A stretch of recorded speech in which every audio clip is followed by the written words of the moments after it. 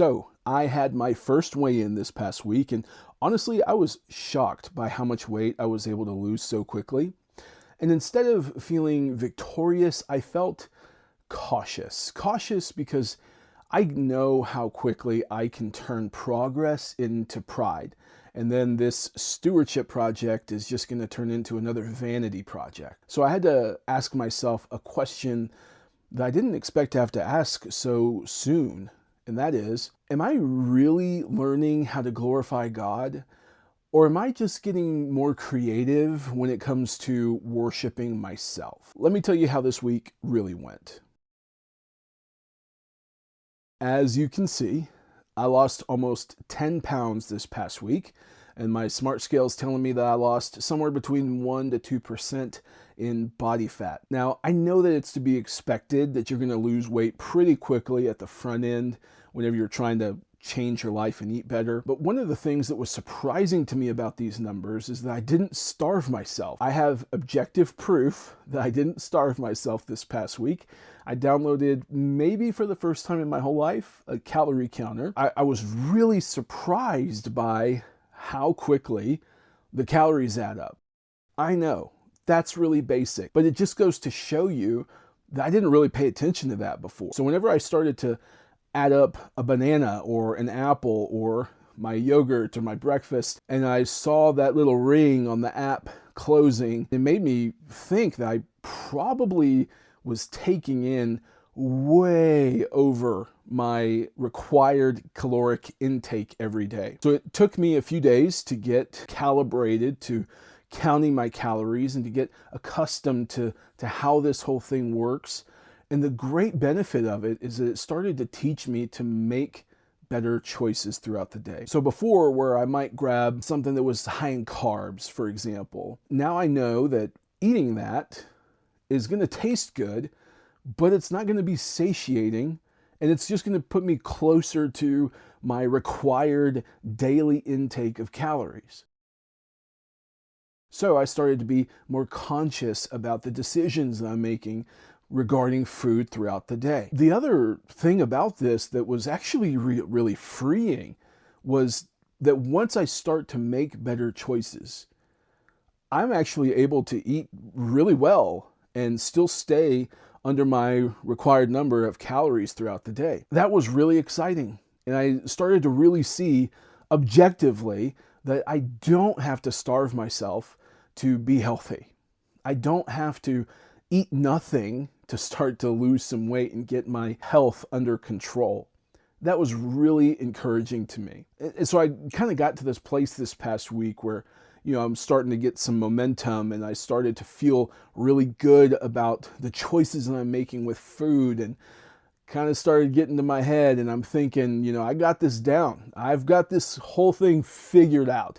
All it took was 1 week. I said the Stewardship Project would be a year. It only took me 1 week to get this nailed down. And that's where I had to slow myself down.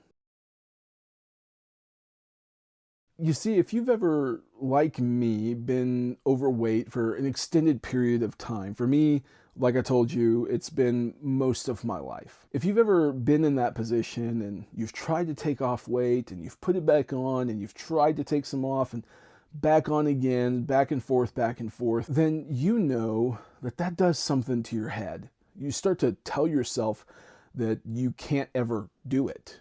You're never going to figure it out.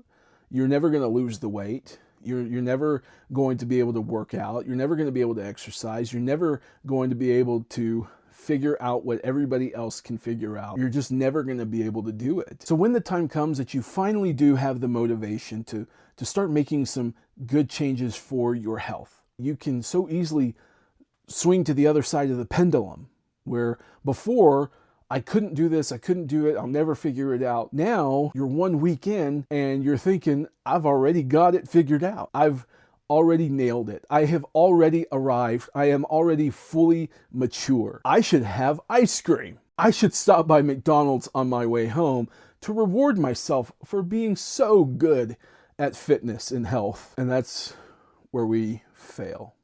At least that's where I have always failed. Maybe you can relate to that. And that's why I started to see I need to really temper my expectations here. Momentum is a good thing, and I definitely want to celebrate the small victories that I've had over this past week, but I also want to keep in mind it was only 1 week.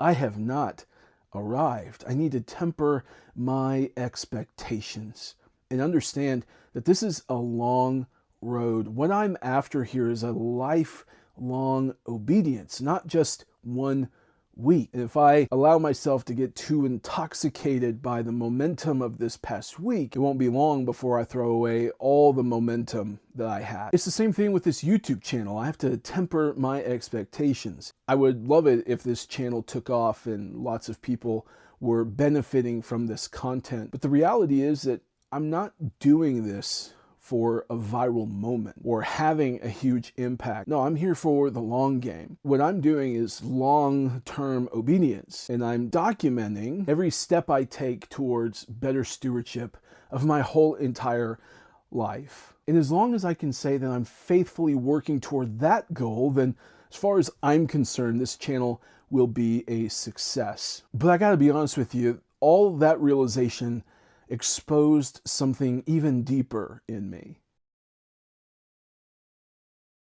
If you watched my first video, you know that I spent last week clearing out my garage so that I could use the strength training equipment that I have in there. So I started working out this week and it went really well. The workout plan that I'm using starts off with a foundational phase. So it's really lightweight. You're really just focusing on form. I'm actually really glad that I recorded this workout because then I was able to see my form, or should I say lack thereof.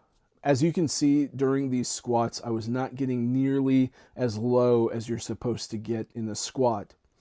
It's almost like, have I never sat in a chair before, or what's going on there? So that was a really good way to humble myself at the very beginning of my workout, and all of that humility instantly vanished because as the workout progressed, I felt stronger than I anticipated feeling. Now, I know it wasn't very much weight. I just expected to struggle more than I did. So I was really able to push myself further than I thought I'd be able to, which is a good thing. Once my workout was over, I walked out of my gym feeling like Mr. Olympia. I couldn't wait to go to the mirror to see this new chiseled physique. It's ridiculous, but it's true. And it's ridiculous for at least 2 reasons. The first one is it was one workout. Calm down. More importantly, I'm supposed to be doing this stewardship thing where I'm working on my body for the glory of God.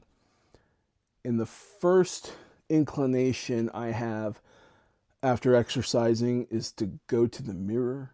Can I really say that I'm doing this for the glory of God if the first thing I do is go see how I look? So then who am I doing this for? Am I doing this as unto God? Or am I doing this for myself? And that's when a sermon that I listened to really helped reframe things for me. That sermon is by a guy named David Mathis, and it's called A Little Theology of Exercise. And I definitely recommend that you go watch it after this. But in that sermon, he's sort of working through his own past struggles with learning how to steward his body.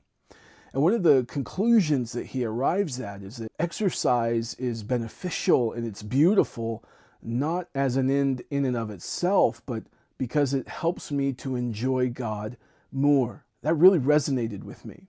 You see, when I'm unhealthy, when I'm not eating well, I have brain fog, I'm tired, it's really hard to experience joy in Jesus because my body doesn't feel good. That doesn't make the truth about Christ any less true.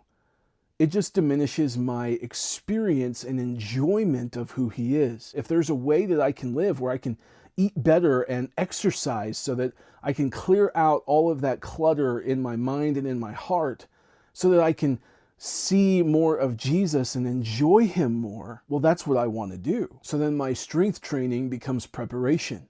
It prepares me to love my wife and my family, to work hard, and to serve God, and others. So what does that look like in practice? Well, instead of running to the mirror after my workout, I'm going to stop and thank God for giving me strength. And I'm going to ask Him to help me use my strength for the good of others and for His glory.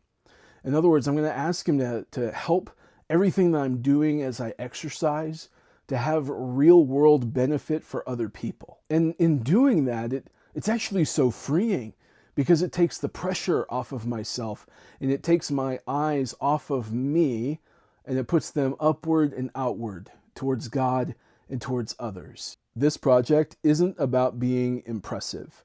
It's about growing in my ability to faithfully steward my body, my habits, and my life. And I don't have all that figured out just yet.